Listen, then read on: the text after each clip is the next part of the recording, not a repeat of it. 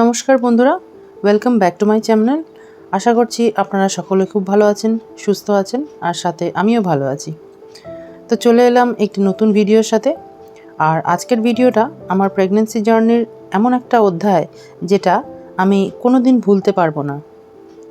আপনারা অনেকেই আমার আইভিএফ জার্নি, প্রেগন্যান্সির নানা সমস্যা আর আমার ছেলে ঋষভের জন্মের গল্প জানেন, কিন্তু সেই পুরো যাত্রার মধ্যে এমন একটা সময় এসেছিল যখন আমি সত্যিই খুব ভয় পেয়ে গিয়েছিলাম।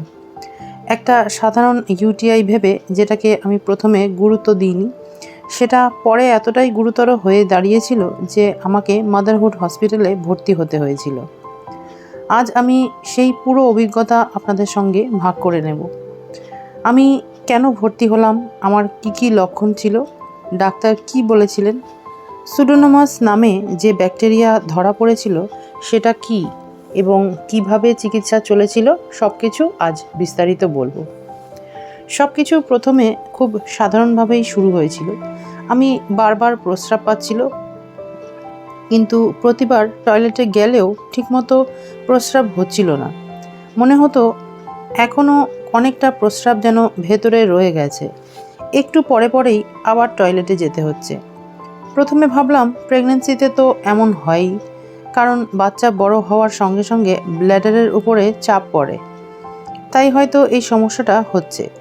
কিন্তু ধীরে ধীরে বুঝতে পারলাম বিষয়টা স্বাভাবিক নয়। দিন যত যাচ্ছিল সমস্যাও ততটাই বাড়ছিল। দিনে অসংখ্যবার টয়লেটে যেতে হচ্ছিল, রাতে ঘুমই হতো না। কিছুক্ষণ পর পর উঠে টয়লেটে দৌড়তে হতো, কিন্তু প্রতিবারই মনে হতো প্রস্রাব যেন সম্পূর্ণ বের হলো না। পেটের নিচে একটা অস্বস্তি, একটা চাপ, আর সব সময় মনে হতো ব্ল্যাডারে ভরে আছে। এমন অবস্থায় মানসিকভাবেও আমি খুব ভেঙে পড়েছিলাম। একদিন হঠাৎ পরিস্থিতি আরও খারাপ হয়ে গেল। অনেকক্ষণ চেষ্টা করেও ঠিকমতো প্রস্রাব করতে পারছিলাম না। ব্লাডার ভর্তি হয়ে যাচ্ছে, কিন্তু প্রস্রাব বেরোচ্ছে না। এটাকেই ডাক্তারি ভাষায় বলে ইউরিন রিটেনশন। সেই মুহূর্তে আমি বুঝতে পারলাম আর বাড়িতে বসে থাকার মতন পরিস্থিতি আমার আর নেই।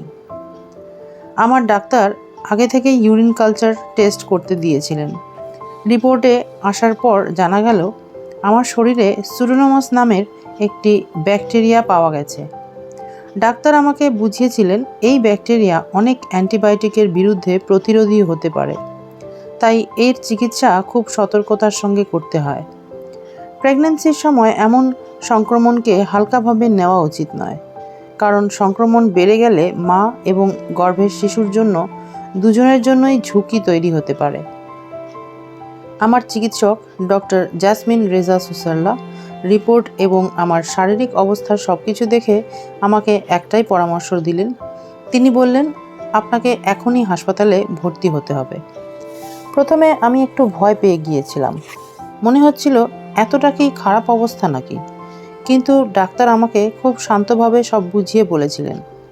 তিনি বলেছিলেন ইনফেকশন যেন কিডনিতে না ছড়ায়, বাচ্চার ওপর যেন কোনো প্রভাব না পড়ে, এবং আমাকে নিরাপদে চিকিৎসা দেওয়ার জন্য হাসপাতালে ভর্তি হওয়াই সবচেয়ে ভালো সিদ্ধান্ত। সেই কথাই আমি মেনে নিয়েছিলাম। আমাদের খুব দ্রুত মাদারহুড হসপিটালে ভর্তি হওয়ার ব্যবস্থা করা হলো। হাসপাতালে পৌঁছানোর পর একের পর এক পরীক্ষা শুরু হলো। আমার রক্তচাপ, শরীরের তাপমাত্রা, বাচ্চার হার্টবিট সব কিছুই নিয়মিত পর্যবেক্ষণ করা হচ্ছিল, কারণ তখন আমার শরীরের প্রতিটি পরিবর্তন খুব গুরুত্বপূর্ণ ছিল। তারপর শুরু হলো চিকিৎসা। আমাকে শিরার মাধ্যমে অ্যান্টিবায়োটিক দেওয়া হয়েছিল, অনেকটা স্যালাইনও চলেছিল। বারবার প্রস্রাবের পরিমাণ দেখা হচ্ছিল। ডাক্তার ও নার্সরা সবসময় খেয়াল রাখছিলেন যাতে ইনফেকশনটাও আরও না বাড়ে। আমি সত্যিই খুব কৃতজ্ঞ হাসপাতালের পুরো টিমের কাছে। তারা শুধু চিকিৎসাই করেননি, মানসিকভাবেও আমাকে অনেক সাহস দিয়েছিলেন। সত্যি বলতে সেই সময় আমি নিজের জন্য যতটা না ভয় পেয়েছিলাম, তার চেয়েও বেশি ভয় পেয়েছিলাম আমার পেটের ছোট্ট শিশুটার জন্য। বারবার শুধু একটাই প্রার্থনা করছিলাম, হে ভগবান, আমার সন্তানের যেন কিছু না হয়। একজন মা হওয়ার অপেক্ষায় থাকা নারীর কাছে এর চেয়ে বড় দুশ্চিন্তা আর কিছুই হতে পারে না।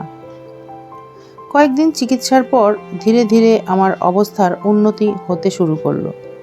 প্রস্রাবের সমস্যাও কমতে লাগলো, ব্যথাটাও কমলো, অস্বস্তিটাও কমলো। সবচেয়ে বড় কথা, ডাক্তার বললেন বাচ্চাও ভালো আছে। সেই মুহূর্তে মনে হয়েছিল যেন পৃথিবীর সবচেয়ে বড় স্বস্তি আমি পেলাম। এখানে আমি একটা খুব গুরুত্বপূর্ণ কথা বলতে চাই। অনেকেই ভাবেন প্রেগন্যান্সিতে বারবার প্রস্রাব হওয়া খুব স্বাভাবিক। হ্যাঁ, অনেক ক্ষেত্রেই সেটা স্বাভাবিক বটেই, কিন্তু যদি প্রস্রাবে জ্বালা করে, বারবার প্রস্রাব লাগে, প্রস্রাব সম্পূর্ণ না হওয়ার অনুভূতি থাকে, প্রস্রাব একেবারে আটকে যায়, জ্বর আসে বা তীব্র ব্যথা হয়, তাহলে দয়া করে দেরি করবেন না। অবশ্যই দ্রুত আপনার চিকিৎসকের সঙ্গে যোগাযোগ করুন, কারণ সময় মতো চিকিৎসা শুরু করলে অনেক জটিলতাই এড়ানো সম্ভব। আমি এখানে আমার নিজের অভিজ্ঞতা শেয়ার করছি।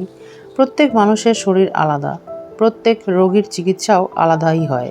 তাই কোনো ওষুধ বা চিকিৎসা নিজে থেকে শুরু করবেন না।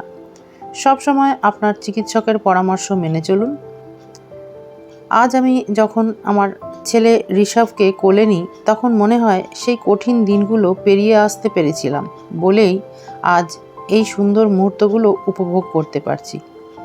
জীবনে অনেক ঝড় এসেছে, অনেক কষ্ট এসেছে, কিন্তু আমি কখনো আশা ছাড়িনি। আপনারাও কিন্তু আশা ছাড়বেন না। প্রেগন্যান্সির সময় নিজের শরীরের ছোট ছোট পরিবর্তনগুলোকেও গুরুত্ব দিন, কারণ সময় মতো চিকিৎসা অনেক বড় বিপদ থেকে এড়িয়ে দিতে পারে। যদি আমার এই অভিজ্ঞতা একজন মাকেও সচেতন করতে পারে, তাহলে আমি মনে করব আমার এই ভিডিও বানানোর উদ্দেশ্যটা সফল হয়েছে। ভিডিওটা যদি আপনাদের ভালো লেগে থাকে তাহলে অবশ্যই একটি লাইক করবেন, কমেন্ট করে আপনাদের অভিজ্ঞতা জানাবেন এবং হিডেন সিলভার চ্যানেলটি সাবস্ক্রাইব করে পাশে থাকা বেল আইকনে ক্লিক করতে ভুলবেন না। আবার দেখা হবে নতুন একটি ভিডিওতে। ততদিন পর্যন্ত সবাই ভালো থাকবেন, সুস্থ থাকবেন আর নিজের ও আপনার ছোট্ট সোনামণির যত্ন নেবেন। জীবনের প্রতিটি ছোট্ট পরিবর্তনকে গুরুত্ব দিন।